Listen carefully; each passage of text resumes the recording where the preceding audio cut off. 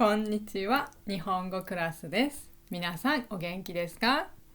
今日は日本語の面白い言葉を紹介します。はい、日本人は知ってます。もちろん。はい、そしてこの言葉はきっと皆さんは日本語学校とか日本語のクラスでは教えてもらわないと思います。だけど日本人はこれ知ってます。はい。そして、これはですね、皆さんみんなに関係がある言葉なので、面白いし紹介したいなと思って選びました。はい。楽しんで聞いてください。はい。ではこの写真を見てください。そうですね。なんかいいですね。素敵な写真ですね。結婚するんですね。はい、結婚する2人いいじゃないですか。おめでとうございます。はい、いいじゃないですか、結婚式。はい、じゃあちょっとここで皆さんに質問です。日本人の女性、はい、日本人の女の人、はい、女の人に対して皆さんはどういうイメージを持っていますか？日本人の女の人、じゃあもし皆さんが男の人で日本人の女の人と結婚しました、うん、どんなどういう人、その人はどんなタイプですか？優しい人、強い人、どうですか？いろいろありますね。でも多分皆さん結構優しい女の人って思うんじゃないかなと思うんです。日本人は親切な人も多いですし、いろんな人いますけど、でそうですね、今日紹介する言葉は、ちょっと皆さんの日本人に対するイメージが壊れるかもしれない。壊れるのかな、壊すんですかね、私がこれから。まあちょっとあと皆さんの国にもいるかもしれないんですけど、結婚した後とても強くなる女の人というの、はい、皆さんの国にもいますか？結婚するまではとても優しくてとても可愛くて、何でも話を聞いてくれるとてもいい女性だったのに、結婚した後に、すごく変わってしまったという、はいそういう妻、はい、そういう妻ですね。夫から見たら奥さんのこと妻ですよね。はい、そういう変わってしまった妻、それも結構強くなったという、この写真のようにこう夫をバーンとねパンチする暴力と言います。暴力ね。こういうことではないんです。これは絵だからちょっと分かりやすく面白く描いていますが、だけどとても強くなってしまったよこの奥さんという、前と違う、結婚前と違うっていうのその言葉があります。はい、それが自分の奥さんのこと、妻とも言いますし、あともう一つはお嫁さんという言い方ありますね。嫁、はい、嫁です。嫁で、その嫁、私の嫁は、嫁という時にですね、どんな嫁かというと、こういう嫁です。どうぞ。はい、鬼嫁、鬼嫁です。鬼嫁って何ですかってね、鬼って何ですかってね、はい、鬼知らない人ね、鬼というのはこれです。はい、絵を見てください。これが鬼。はい、絵を見たらわかりますか？日本で、よく子供に対して、小さい子供に対して、親が言います。あなたが何か悪いことをすると鬼が家に来ますよと。はい、だから早く寝なさいとか、子供が寝たくない、寝たくない、まだテレビ見たいとかゲームやりたいと小さい子供が言った時に、親があらまだ寝ないの、あんまり遅くまで起きてると鬼が来るよとか、子供が悪いことをした時に鬼が来るよと言って、注意するんですね。そのような実際はいないです。本当はないんだけど、こういう、子供を教育するためにこう考えられたようなものですね。確かに、日本の、伝統でこういう鬼というものが、昔からこう本当にいるみたいに言われてきてるんですけど、実際はいないけど、このように怖いんですね、とにかくね。そう、このハービーってこんなはーってなってますよね。でもこうナイフ持ってますよね、この人ね。もう恐ろしいですよね。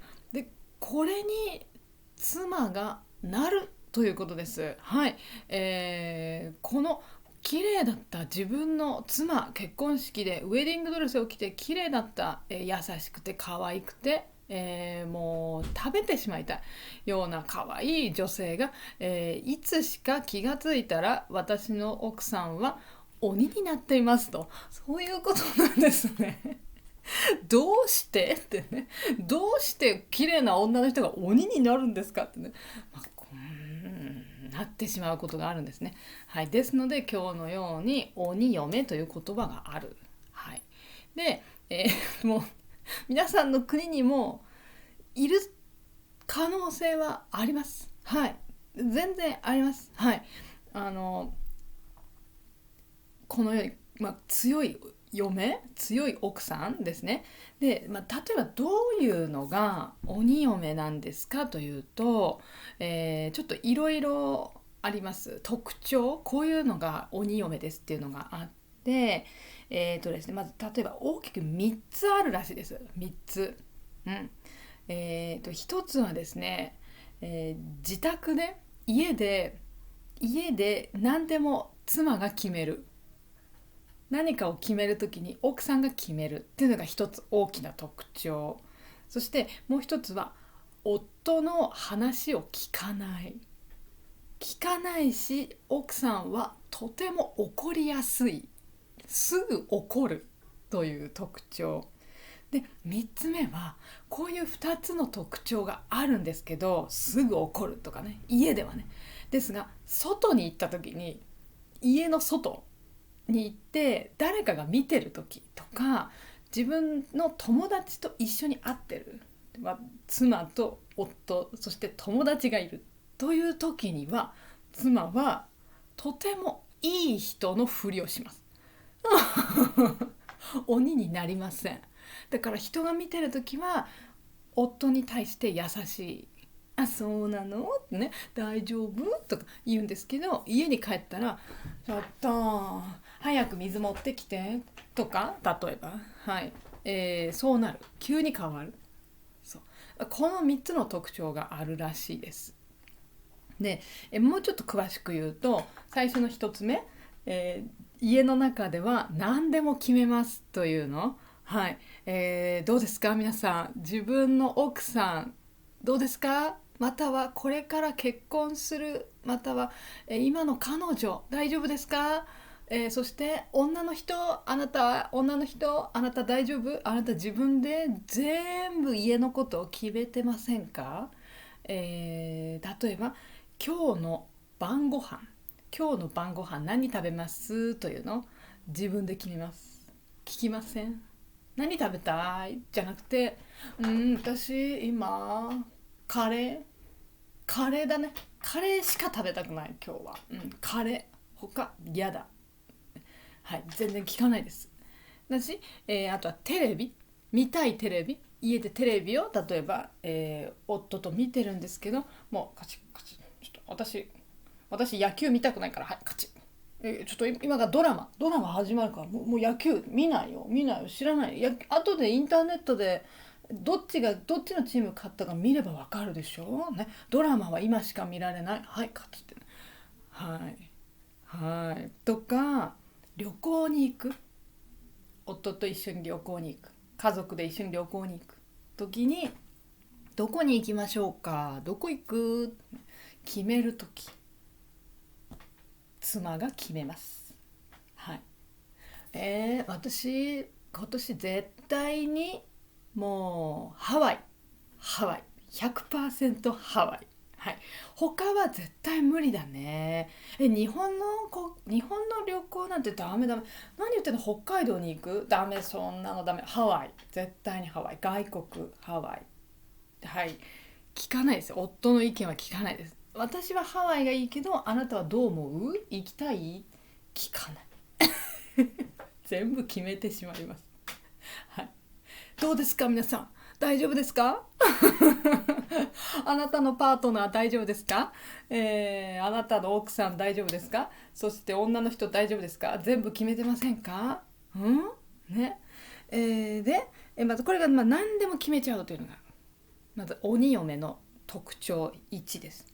でもう一つがさっき言いましたが、夫の話を聞かないしすぐに怒るというの。これもその通りなんですけど、夫が何かね、自分に相談してくる、ね、会社のこととか、なんかちょっと困ってること、最近の悩みとか話してくるんですけど、ちょっと最近さ、会社でさ嫌なことがあってさって話してるんだけど、鬼嫁は聞きません。何？なんで私に話すのそれ？私知らないし、それあなたの会社の問題で、私は全然知らないから、もうそういうストレス私に持ってこないでくれる？私に話されたって何にもなんないんだから、解決できないんだしさ、とか夫が何かごめんちょっとこれだけやってお願いと言ってる。例えばじゃあ何でもいいんですけど、家事お皿を洗いますとかね。例えばごめんちょっと今忙しいからできない、やってお願いやってでで知らない、後でやればいいじゃん、自分でやって。はい、やりません。はい、強いです。はい、こういうのです。大丈夫ですか？大丈夫ですか皆さん、自分がやってませんか？鬼になって鬼だと言われますよ。はい。でこれ本当にひどいんですね。私今まだ優しくやってます。はい。でこの鬼嫁というのはいい鬼嫁、厳しいしあの話聞かないし全部決めちゃうんだけど、でもいい鬼嫁というのがいるらしいです。いい鬼嫁と、いや本当に悪いのと、いいのと悪い鬼嫁がいるらしいです。はい、で何それ何ですかってね。あのじゃあちょっと言うとですね、いい鬼嫁というのは確かに強いんです。いろんなこと決めちゃうし、はい、もう家の中で私が一番ですと、一番偉いという、はい、リーダーですという感じなんですけど、でもその鬼嫁はいい鬼嫁の場合は、愛がある、愛があるらしいです。ラブ、はい。全部決めていろいろ決めてしまうけど、それでも夫に対して、愛がある。こう何か心配してあげるとか。だからさっき相談とかを聞かない鬼嫁と言いましたが、それは本当に悪い鬼嫁の場合。そうだけどいい鬼嫁は夫の話をうんうんって聞いてあげるし、相談も乗ってあげる。で、あとは例えば、誕生日のプレゼントとかも、妻がちゃんとあげる、はい、考えているから。で本当に鬼嫁だと誕生日プレゼントすらあげない。もうお金かかるでしょう、毎年さ、誕生日って年取るだけでしょね。あなた今45歳で次46歳になるだけでしょね。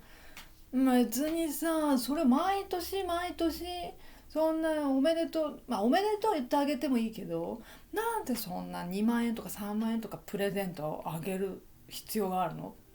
もう今までずっともらったでしょ、子供の時もずっといろいろもらったでしょ。今いいでしょ、今からまた46歳おめでとうとかいらないでしょ。そんなおじさんになっても嬉しくないでしょね。だからいらないよね。だから誕生日プレゼントいらないよね。みたいに例えばこれ本当にすごいなと思いますけどね。はい。まあ、今のは悪い例ですね。はい。悪い鬼嫁の場合。で、本当に悪い鬼嫁の例としてまだあります。すごく悪い鬼嫁は、例えば、家のこと、家事、はい、お皿を洗います、料理を作ります、洗濯します、掃除をしますとかいろいろありますね。それ全部やってください。やらせます。夫に。はい。まあ、妻がとても忙しいからとかじゃないんですね。やる気がない。やりたくない。そう。ね、ね、まだお腹空いたんだけど、まだなの夕飯。ねえ、もう7時になるよ。もう私6時からずっと待ってるんだけど、まだ。はい。手伝いませんよ、もちろん。うん。ね、で、やっとできました、食事。で、で、食べる。で、その後お風呂入る。ねえ、私お風呂入りたい。もうお風呂洗った掃除してあるの？してないの？なんでしてないの？食べてる前、私が食べてる間に掃除すればよかったじゃない、お風呂。そうしたら私食べ終わった後すぐ入れたのに。鬼ですね。鬼。はい。ひどすぎる。はい。例えば、これです。家事を全部やらせる。夫にさせるというのは、はい、まさにもう鬼嫁によくあるスタイルよくあるパターン、はい、だそうです。で、あとはお金の問題ですね。はい、この悪い鬼嫁の、よくあるのがお金の問題。はい、お金は例えば夫が仕事で、もらった給料は全部私のもので、まあ私は仕事してる。私のお金は私のもの。どうしてあなたにあげなきゃいけないの？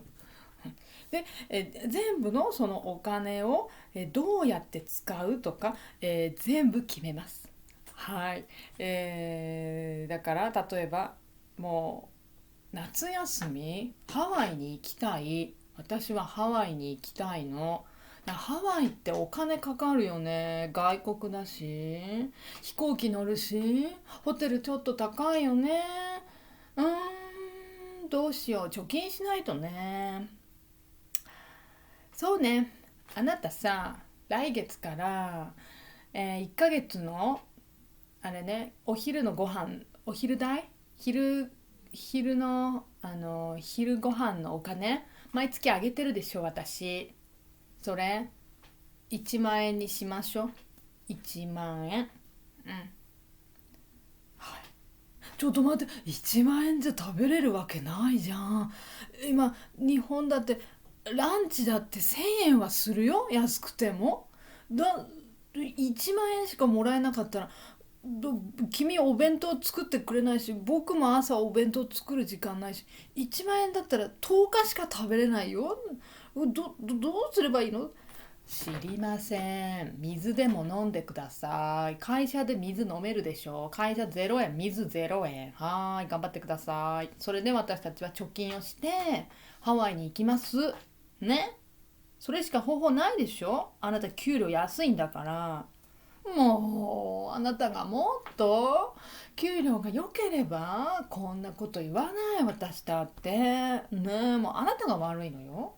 もう自分が悪いのにもう、はい、とかになります。そうなんです。ですので、これは本当に、鬼嫁の悪い鬼嫁の場合、本当にお金をすごく厳しくする。夫にお金あげませんという。あなたのお金は私のもの。あなたのものは私のもの。私のものは私のものというのが、鬼嫁の特徴ですね。うん。だそうです。でね、じゃあ大丈夫ですか皆さん。皆さんの奥さんとかあなたの恋人彼女鬼嫁みたいじゃないですか？鬼じゃないですか？大丈夫ですか？気をつけてくださいね。ね、そして女の人もねダメですよ。鬼になっちゃいけない。で悪い女がいるなぁと、はい、それ日本人なのかと、日本人は優しいと思ったのに、そんなことはない、そういう女もいる。で、でみんなじゃないんですけど、でもね最後にちょっと言いたいのは、この鬼嫁になってしまった理由というのがあります。女もね、はい、みんな鬼嫁になりたくてなってないです。でも中にはいるみたい。本当に実はもう見せてなかったけど、私は鬼でしたっていうっていう悪い女も中にはいるけど、まあ、大体は環境によって鬼嫁が作られるらしいんですね。でそれはなんと夫が悪い。誰が悪いと言ったら夫が悪い、はい、と言われている。ってなんでってどうして男が悪いんだって、ね、そうなんです。で、例えばなんですけど、これは本当まあ、日本で言われてる場合なので、はい、例ですからね、言われてるか日本の夫婦がみんなそうじゃないと思うけど、代表的にこう言われてるっていうのをちょっと紹介します。夫が悪かった、だから鬼嫁になったっていうの理由、例えば、2つ大きくあって、例えば、もう結婚したんだから、夫婦になったんだから、もう遠慮しなくていいでしょと夫が思ってる。夫が思っていて、で夫が結婚した後にあまり家事とかしない、妻を手伝わないっていうの、はい、だから妻がたくさん家事をやるんですね。で、最初はいいです。うん、ご飯作って掃除してとか、洗濯してとか全部やってる。あとまあ子供がいるだとまた大変ですよね。で子供の世話もしてとか、日本人の女の人は結構男の人より多くやってると言われます。家事を多く旦那夫よりやっていると言われやすいんですね。で、そうすると初めはいいんだけどストレス溜まりますね。大変だし、本当に体も大変だし、そうでそれによってもう何年も経った後、だんだんもうストレスで、だんだんもう今まで我慢してたけどもう許せないと言って奥さんが鬼になってしまう、怒ってしまう。それで鬼嫁になるということも多いらしいです。であともう一つはすごくこれ日本らしいなと思うんですけど、理由は夫が奥さんに結婚したから、僕たちは結婚したから僕が思ってることをあまり言わなくても大丈夫、奥さんは分かってる、自分のこと分かってるはずだからあんまり言わなくてもいいよね、大丈夫と思いやすいらしいです。はい、日本人は確かにあまり自分の思ってることをあんまりはっきり言わない人が多いですよね。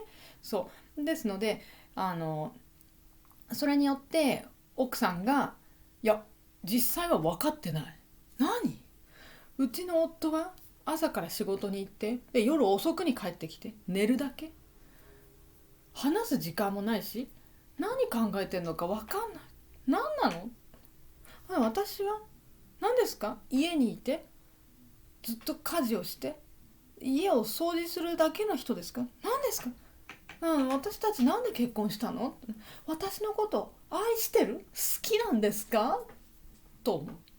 はい、日本人の男の人は愛してるよ好きだよとかあまり言わない人多いですからね、だけど女の人はやっぱり言ってほしい、結婚したから言わなくていいというのは女の人はそう思っていないんですね、だから私何してるんだろう家で、やっぱりまたストレス溜まるんですよね女の人が。でそれでだんだん怒りやすくなる、でもうだんだん鬼嫁になるっていう流れですね。そういうのが多いみたいです。はい、やっぱりストレスですね。でまあ、ストレスによって全然家事を反対に全くやらなくなる。やりたくない、私が全部やれば全部やると思ってるでしょ。私なんですか？部屋掃除する人ですか？だったら部屋掃除する人を家に呼んでやってもらえばいいでしょ。なんなの私は、私あなたのお母さんじゃないの、例えばとか、そうになってしまう。そうで、こういうふうに怒るっていうことがとても多いみたいです。はい、で、または反対にですね、もう一つ大きな理由は、夫がですね、何でも何でもやります。家のこと全部してます。はい。夫がとてもやることが早いとかね、いいよ、僕があの料理作るよとか、いいよ、掃除するから、いいよいいよ、君は疲れてるでしょとか、でも、君はやるのあんまり上手じゃないから僕がやるよとか言ってやってくれる。でそうすると奥さんは、やってくれる、全部やってくれる、楽なんだ、私何もしなくていいんだ、ふーんと言って、どんどん奥さんがとわがままになります。はい、いいわ、私は楽だわってね、はい、このスタイル、このパターンもあるらしいです。はい、だけど日本はね、これね少ない方だと思います。はい、どちらかというと奥さんがいっぱいやって、奥さんがたくさん夫のために何でもやってあげて、で夫がうちの奥さんは何でもやってくれるからと言ってわがままになる夫がね。でそれで奥さんが後で怒る。そして奥さんが、鬼嫁になる、鬼嫁になってしまうというのが多いとは思いますが、反対のパターンもあるみたいです。ですので、これはバランスですね。どっちがね、いいとも言えないし、だからこの奥さんと夫で何をやる、家庭の中、家の中で、あなたは私はこれをやるよ、あなたはこれをやってねとか、そういうバランスをしっかり話して決めるっていうことが大事なんだなと思いました。そういう話し合いをしていない、ちゃんとこうどうするって相談してないと、日本の場合だと女の人は結構たくさんやるんですね。やる人が多い。これはやっぱり伝統的にです。女が家の家事をやるべきだというのが日本には昔から考えがあるので、そういう女の人が多いんですね。だけどやっぱりストレスになってしまう。だからやっぱり話し合うことが大事だなというふうに感じました。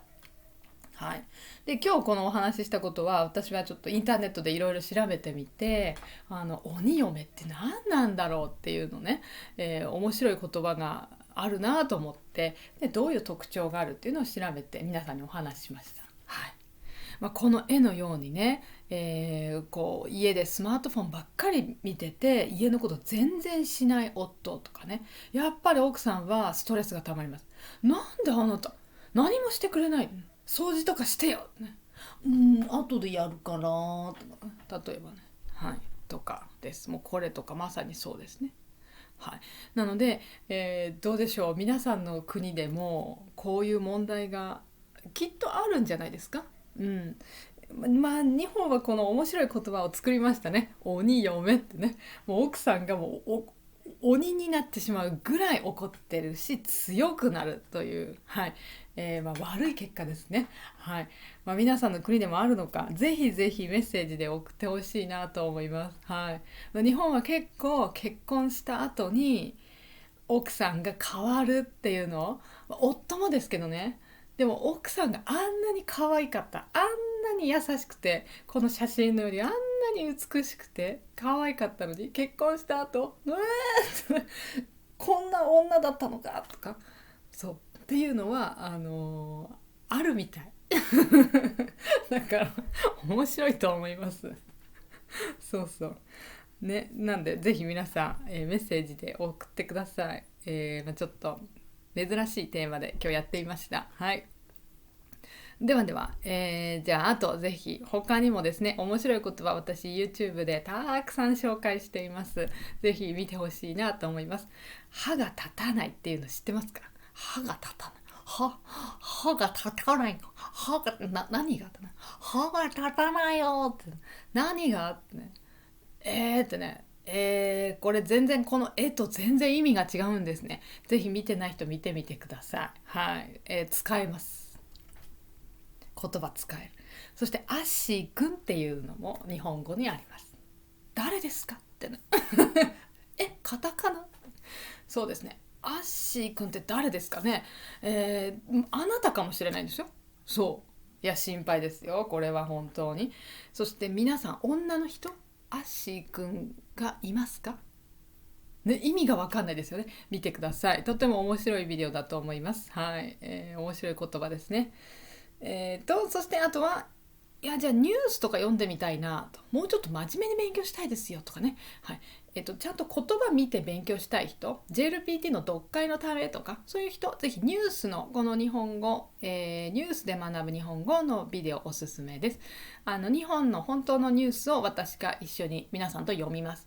で、意味を確認して意味をまず知る、そして語彙言葉をそこで一緒に勉強できます。はい、ですのでとても便利だと思いますから使ってください。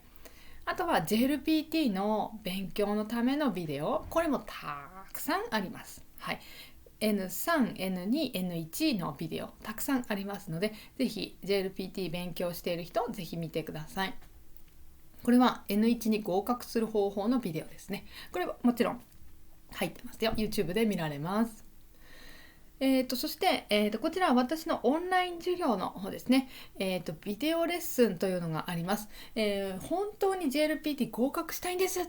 頑張ってます。でもちょっと困ってるんです。わからないという人、はい、とか、読解だけできないんですとか、読解だけあとちょっとできないという人多いですね。そういう人ぜひ私のビデオレッスン見てください。これは私のクラスにね入ってみるんですけど、でも見方は YouTube と同じで、皆さんが時間がある時に見ることができます。はい、だから便利ですね。例えば読解のビデオとか、これ N2 ですね、これ N1、はい、とか文法、漢字、語彙いろいろありますから、ぜひテストの勉強に使ってください。これですね、オンラインレッスンです。はい、この、リンクから見てください。このホームページのリンクは今日のライブの、ところ、ライブどっちですかね、ライブのチャットのところにも書きました。そしてライブが終わった後は皆さんのコメントを書くところありますね。ビデオの下のコメントのところにもこのリンクが書いてあります。そこからジャンプしてください。そして私の、クラス Zoom を使ってオンラインで授業しています。それは、ビジネス日本語と会話の練習とプライベートレッスンがあります。はい、どれもとても楽しいのでぜひぜひ使ってください。プライベートレッスンはあなたが勉強したいこと何でも私が教えます。はい、そして会話の練習はそうです、会話の練習です。はい、N3、N2 くらいの人にぴったりのクラスです。ビジネス日本語は N3、N2、N1 くらいの人にぴったりです。仕事のための日本語を勉強します。はい、日本で働く人とか日本人と働く人のためのクラスです。はい、とても深いことを勉強します。ビジネス電話のかけ方とか、ビジネスメールの書き方とか、ビジネスでの日本の注意すること、文化とか日本人の考え方とかいろいろ勉強できます。はい、このね、Zoom レッスンもぜひ1回だけでも来るというのをまず経験してみてもいいと思いますので、1回でもぜひ来てみてください。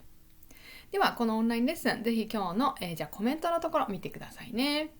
そして私の X もあります。ラーニングジャパニーズ@日本語クラスです。これも今日のコメントです。下のコメントのところに書いてあります。はい、では皆さん、鬼嫁どうだったでしょうか。皆さんの国にもありますか？